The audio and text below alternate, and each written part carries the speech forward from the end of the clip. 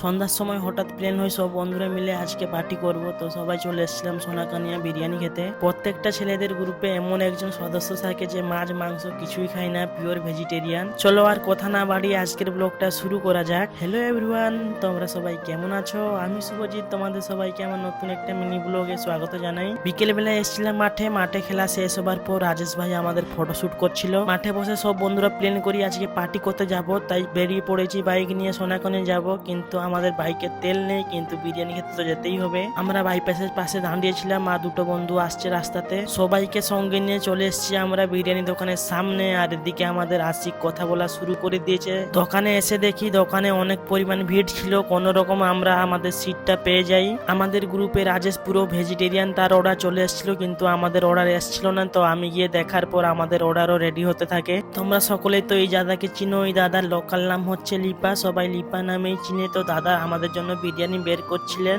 দেখতে দেখতে দাদা আমাদের অর্ডার পুরো রেডি করে আমাদের টেবিলে পৌঁছে দেন।